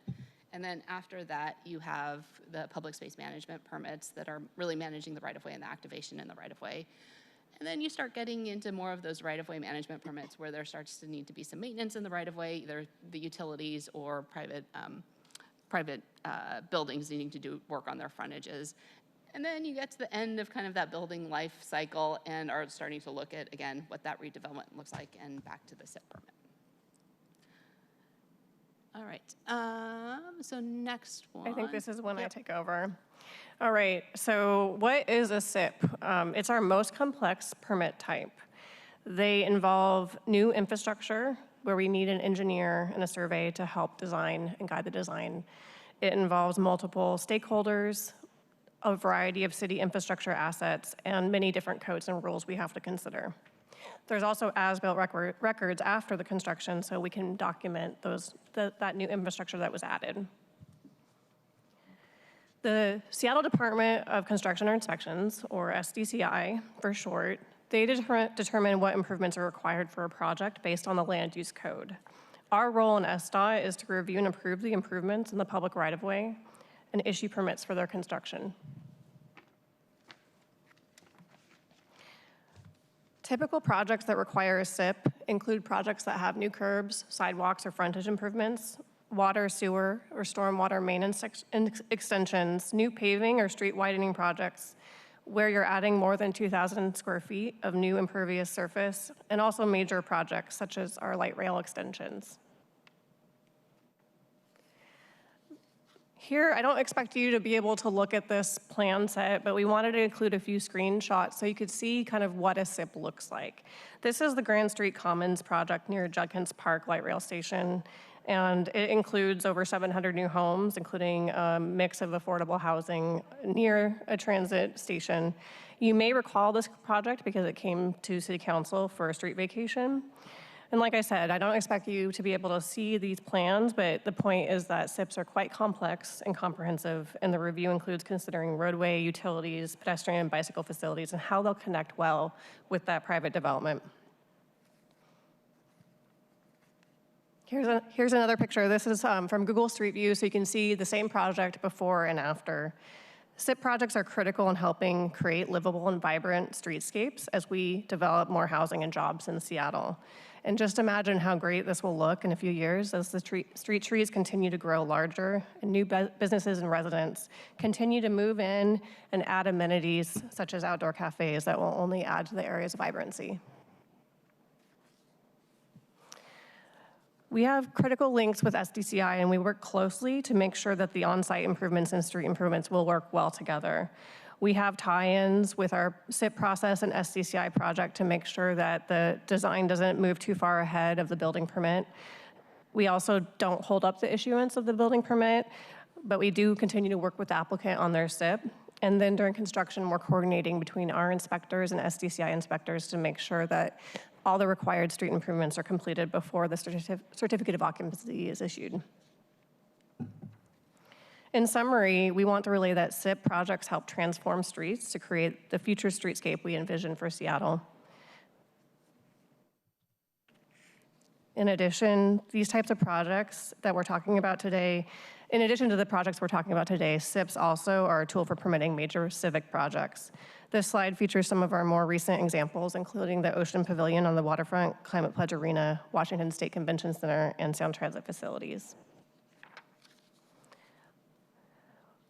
Like Liz talked about during the beginning of our presentation, we want to keep SIP permits in the appropriate context. There are many more SDCI construction permits issued than SIP or SIP Light permits triggered.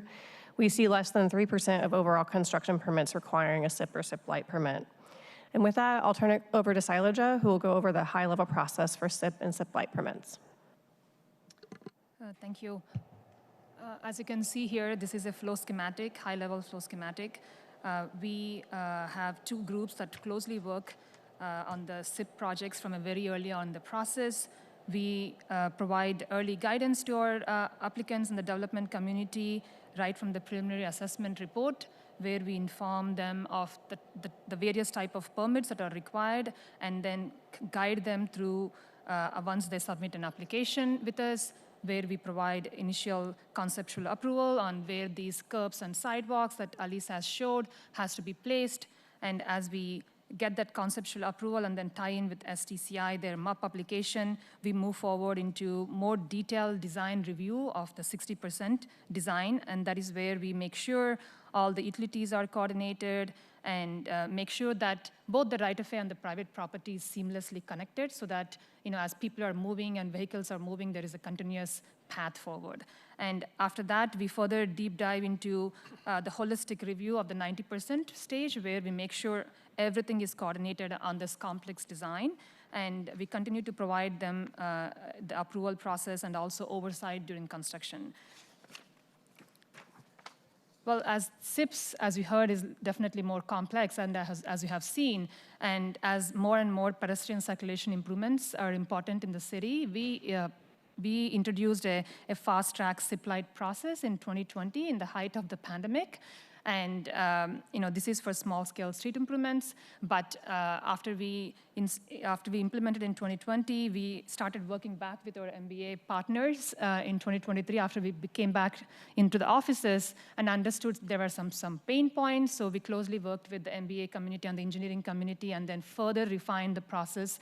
In the last 1.5 years, we did pilot testing of a much faster process. If you go to the next slide, please. Where we have further reduced some of the tie-ins. These are like small-scale projects, but yet very profound, like curb ramps, which happen at the intersection. And as you know, with most cost of increase in this infrastructure, it is very important to make sure we are in the city as a consent degree with for the ADA, and we make sure that these are well-designed and constructed. And so hence, yeah, we reduced some of the initial tie-ins and then very streamlined process. We believe that the engineering community is doing a good job, and so hence we moved it from the 30/60 we removed and then directly moving it to 90% level process. Liz, back to you. All right. So I'll wrap this up. So SIPs matter. They matter, and they're really important for really creating that that livable city that we want and that we can see, and that really connects to the neighborhood, particularly as developers are building out, previously single-family and smaller areas that we're able to create and reflect that density in our public transportation infrastructure. Do you want me to run fast? Okay. Let's see. So next slide. They are really complex. And I think one thing to note is we have historically been managing our review processes on each review cycle. And so want to acknowledge that there is work to be done to help us continue to streamline and make sure that they are both that we are getting what we need out of the SIP process and that it is not an undue burden and that we are continuing to be reflective of, as smaller scale developments come online, how to be responsive to those needs. So we had historically been measuring things at a review cycle timeframe and have been meeting those goals fairly consistently. But what we have noticed over time is that as you manage that, managing to review cycles has actually led to a longer process and many review cycles. So the kind of our next steps of what we want to look at is really how to draw down those overall time frames from permit application over to permit issuance. There are likely some needs for some lags in there as we coordinate with SDCI, but really want to be mindful and understand how we're becoming more effective as we continue reviews. We are working closely with an interdepartmental team to kind of continue our improvements. Silaja mentioned the SIP Light permit, and that was really intended to get to kind of some of the smaller developments and reflecting kind of the lower complexity of those. But need to do work. So just want to acknowledge that in kind of this wrap-up slide. Next slide.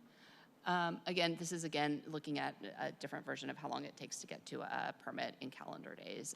So looking at, there's a good chunk of time that is kind of under city control. There's also a good chunk of time that's under applicant control. So really looking at how to balance and align where we are asking for requirements and how to make sure that we aren't going through multiple review iterations. I think is kind of where our next steps are to look at improvements. Sorry, I condensed that really fast, but happy to take any questions. The next slide is just questions. Sure. Well, first off, thank you so much to SDOT for this very helpful overview. Such a truly impactful program. Really appreciate that, and appreciate your flexibility here, because in about 10 minutes at 11:30, we're gonna lose at least one member and potentially therefore lose quorum. So I appreciate your willingness to be flexible and present the highest level overview of this important program. Before I turn it over to additional comments or questions, we do have some stakeholders here directly from the community, and would love for you all to share in your own words, kind of how this program impacts your work and your ability to be successful in what you do. Great. Thank you again for having us here today. Yeah, MBEX's members see firsthand where projects stall and where these costs compound, and where these policy changes can meaningfully reduce the barriers. The reason for improving processes like the SIP is pretty simple. Timeliness and predictability directly translate to housing affordability and availability. Committee members here have had a direct hand in shaping the One Seattle Plan and our growth strategy. In order for the One Seattle Plan to be successful, we need to address these infrastructure and process barriers that will prevent that vision from becoming achieved. And we want to see that vision achieved too here at MBEX. One thing I definitely want to frame is, with the issue with infrastructure, is that our members are not opposed to the actual infrastructure improvements that are required. It's the issue of the timeline and process and scope, and rather the unpredictability of this process in trying to do those upgrades. And SDOT is not alone in this barrier. There's many other infrastructure barriers that we're seeing with Seattle City Light and their undergrounding, Seattle Public Utilities and their water main extensions. But nearly all of those departments' infrastructure requirements also do route through the SIP process, which kind of makes it a visible choke point in making all of those a reality.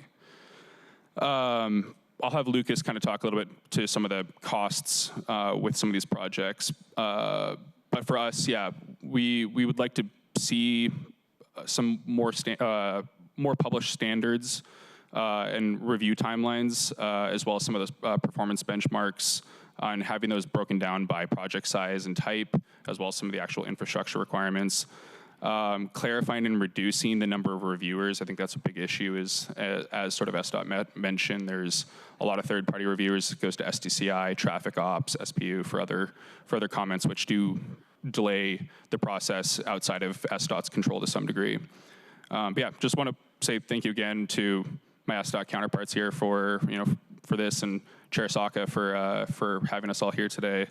This briefing is just sort of the start of this work, and we're just looking to be a helpful partner. Yep. Thanks, Logan.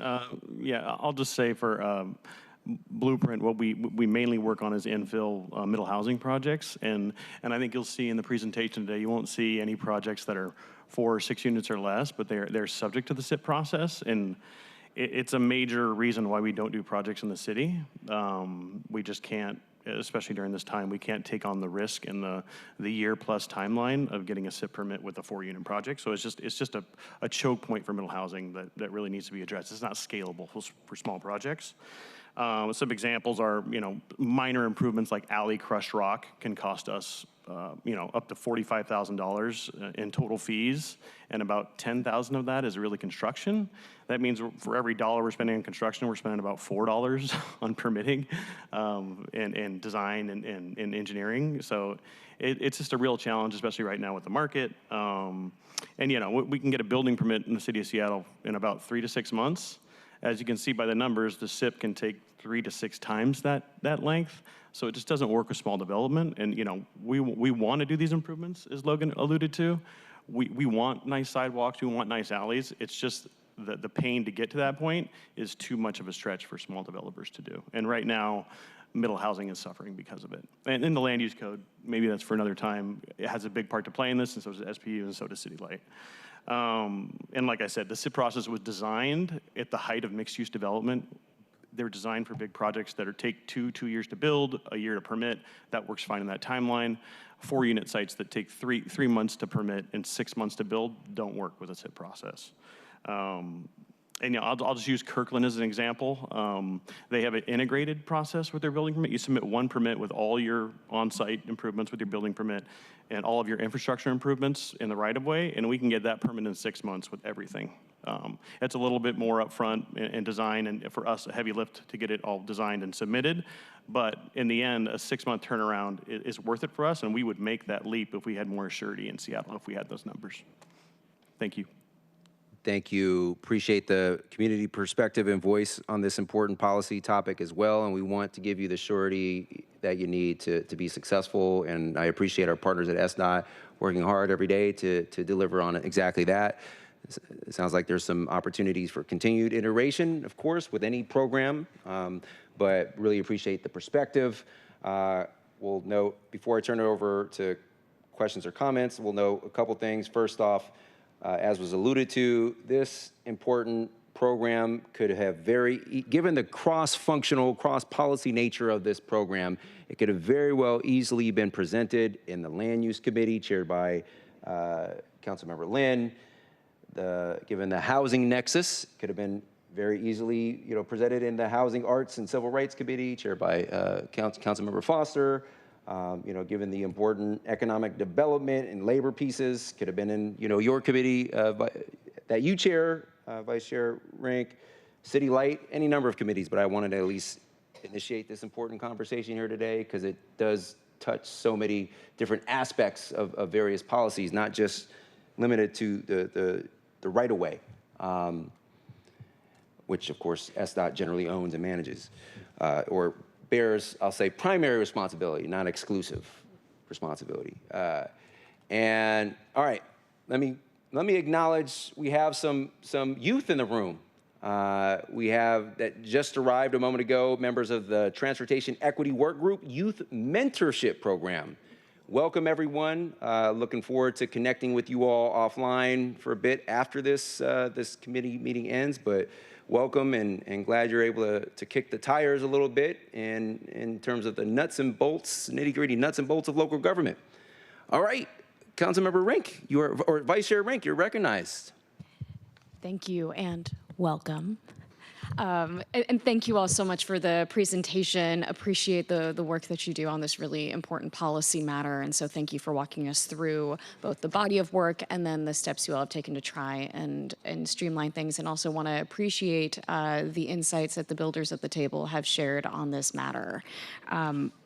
In acknowledgement of some of the data shared today from SDOT, we see that the SIP process can take many months, and in acknowledgement that SIP Lite being brought online as a way to try and make things a little bit faster, we know that this time still can often, with a construction project taking additional time, can increase costs and create, again, that uncertainty. And so I'm wondering, beyond publishing a dashboard, what would it look like for SDOT to look at creating some more performance benchmarks or a public timeline for reducing review times? And can that data possibly be broken up by project size or type? Yeah, I'm happy to answer that. So to your first question about adding more granular data, absolutely, we can look at that. I think, the thing that I've been wanting to look at next is really formalizing that structure. Again, I talked about like each review cycle is generally close to on time, and we're generally meeting or close to meeting our metrics. But really, the number of reviews is what's driving that length of time. So what I would really like to do is start looking at how many review cycles and being able to publish how that happens, and then also looking at a process if projects are indeed making. Like, why are projects getting into multiple review cycles? Is it something, where is that breaking down? And so looking at for improvements there. The second question is a little bit more difficult, of like project size. And want to recognize that a lot of the work in the public right-of-way can be complex, completely independent of how big a project is, particularly when you're looking at something like a 4 to 6 unit building.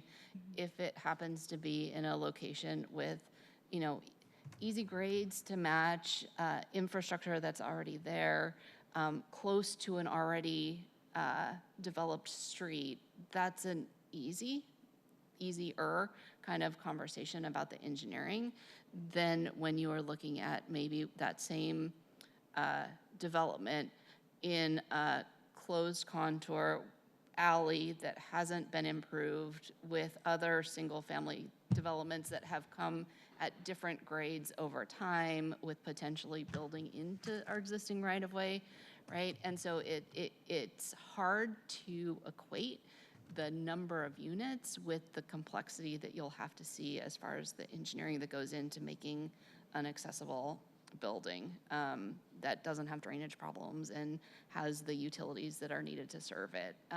So that's a little bit of a different, we've thought a little bit about it, but and I know Lucas and I have had conversations about this, but it's a little bit hard to get at like what that metric is specifically for. Like, if it's 1 unit, it should be this amount. If it's 4 units, it should be this time frame. Does that answer your question? Yeah, it does. I think just holistically, ways that we can make sure that we're driving towards, again, improving performance and shortening those timelines, it would be tremendously helpful. And I don't know if builders at the table have any response or feedback to that, or any additional insights to share on this topic. Yeah, I guess I would lean back to the land use code, where and there's things that change over time, but 2 units in a single family zone was all you could build, and that's all the code ever. It didn't require improvement, and now we went to 4 units, and that requires a SIP, or it's kind of eliminating the benefit of having that 4th unit now with HB 1110. So it's a thing where I think there was wide eyes at HB 1110 and the new permanent code that just passed, until you look at development through all lenses, not just the land use code, but look at the impacts. Well, if it triggers a SIP, was that basically going to nullify the benefit of adding that land use capability? And I think that's where, I think the council and the city need to look at that in city light and SPU's policies, is like, what is important? Is the housing important, or is the additional crushed rock on the alley important? So I think decisions need to be made. Appreciate. Maybe we'll take up part of that conversation in Land Use Committee. Would love to connect the dots there and just make sure we're taking a holistic approach. And my next question, you started to answer this, but I'm wondering if we can dig in just a little bit more, just a matter of how we're looking to simplify the SIP process by reducing or clarifying those number of requirements or the reviewers involved, while also establishing a clear path for resolving those competing requirements from departments. You want to take that? So regulations are always hard as things get added over time, right? And I think there's always a need periodically to go back and kind of refresh what each of those regulations have meant as far as additional reviewers and additional criteria, and maybe reflect on, you know, a new requirement comes online, we add a new review stop, and a lot of that is rightfully needed. And we also need to look periodically about, okay, now that's been 5 years of us doing that kind of incremental review. How do we then go back and look at the efficiencies of those review stops and how to best prioritize it? And so I think that's an effort we're planning on undertaking kind of the tail end of this year. I think a lot of our focus, we're the same group that's been doing a lot of the work to build up to FIFA and kind of the public space management work. And so I think we can shift a little bit to really taking that on and looking how to reduce those, reduce, and two, make sure that everyone who is reviewing is adding value through our Excel and the permitting system, and that we have some consistency in making sure that we're tracking and holding people accountable for each of those reviews, because they do build up over time. So I think that's something that we want to look at is as we have built and added people, is there a way to consolidate those again? So that's something we want to look at. And I absolutely agree with you. I think getting stuck in the review cycle churn, I know this is something that is a pain point for everyone. So really looking at formalizing a structure to have some oversight in those review structures. And once you hit a certain number, to like take a step back and say, is this what's not working about getting the permit through the process? So I think those are two improvements that we really want to dive into kind of the tail end of this year. I really appreciate the thoroughness of that response and acknowledging the complexity of everything you're holding in trying to do this. I know we're all united in trying to find a way to not get stuck in the churn of constant reviews and just get things going and streamline the work. And if I may, my last question, so it's my understanding that right-of-way improvements under SIP have to be completed and accepted before SDCI can issue a certificate of occupancy. So if the SIP process is delayed, it directly delays when housing can actually be occupied or sold, even after the building itself may be finished. And as we discussed on smaller projects, especially, those delays can increase the amount of bonding required to keep the project open, creating a significant and additional financial burden while tying up capital that could be utilized elsewhere. So I'm wondering, how are we accounting for some of the costs of SIP delays for units that might be sitting unoccupied when we're evaluating some of these timelines? I'd actually pass that to our master builders friends. I'm not super, as far as the like post-SIP permit issuance, I'm not sure. I know there's a lot of delays in the review process. I don't know how that ties up with once the building is built, if there are lags getting the SIP. Yeah, I mean, we don't do a ton of SIPs just because they're a barrier to entry for us. When we have done them in the past in a better market, we've had sales fall out because we couldn't get the C of O, and we had to beg for a temporary C of O, and some banks don't want that. So it just creates a big friction point. And right now, the market is terrible, to say the best of what it is. So right now, it's a big part of it. I mean, it factors into the time and review to get it submitted. You need to have 60% approval accepted by SDOT. That can take 3 months plus to get to that stage before you can even submit your building permit. So for a small project, right there, right now, that is a no from the start. A few projects that may work for various reasons, the majority of them are just a no right now. And I think this bonding requirement, I have one right now. Embarrassed to say it was a townhouse project we started 5 years ago. It is not done, and we had to re-up our bond, and I think we paid 10 grand for it. So it's a real deal for big and small projects. And I'll just say, this affects not just market rate developers, it affects habitat, all low income developers. There is no exemption or anything. They go through the same pains. They avoid projects for the same reasons as market rate developers. I appreciate that response, and also appreciate the fact that we are talking about strategies to address our housing crisis here in the Transportation, Waterfront, and Committee. And so thank you, Chair, for pulling together this table to be able to discuss this really important issue. This feels workable and solvable, and so here as a partner to figure out how we can streamline these processes and get more housing online. Thank you so much for the presentation. Thank you, Chair. Thank you, Vice Chair Rink. Well said. Thoughtful questions as always. Councilmember Foster, you are recognized. Thank you so much, Chair, and thank you for the presentation. I appreciate all the work that you all are doing. And I have several questions, but I unfortunately have a Finance Committee meeting to attend. So I'll just ask one of those, which is, it's my understanding that as you talked about the Kirkland process, one of the things that cuts down on the timeline there is that they're doing concurrent review as opposed to sequenced review. I want to confirm that that's correct, and then I want to ask whether we have tried to do that kind of review here at the city. Yeah, I mean, I just say, yeah, Kirkland, it is a unified submittal. You submit all your right-of-way improvement. They require main extensions and improvements, just like Seattle. It does take us a little more to design both packages to get, you got your civil design, your architectural design. They need to work together. It takes a little more coordination. But yeah, we can get a permit right there in about 6 months. I mean, permits are down all over, but their review times are about 6 months to get a permit right now for all the work.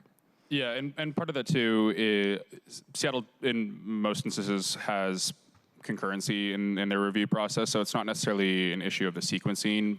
It's just that there's multiple owners of these permits and various permit processes. SDCI sort of lives in their own world with their construction permit and building permit. SDOT obviously oversees the SIP, and so those do run concurrently, but are for better or for worse, just sort of are existing in their own worlds. Kirkland and a lot of other neighboring jurisdictions have sort of all in-house, just one team of senior planners, other reviewers who are overseeing every single aspect of all reviews and permits. So it would take a really huge overhaul of Seattle's entire permit system across all departments to get to something like what we have in a place like Kirkland. But there's definitely ways that we can, have a little bit more of that cross-departmental coordination that can absolutely that can absolutely speed up the process that we've seen here today. Yeah, just echoing, we do try to run concurrently, and kind of the process that Silaja was highlighting has kind of the touch points that we have that try to drive to that concurrent review.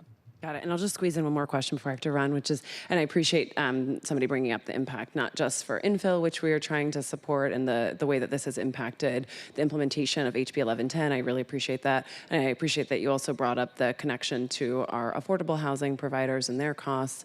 And I wonder if we have done any analysis or looked at our understanding of the time that our SIP process adds to the development of affordable housing, or the average cost that it adds to the development of affordable housing.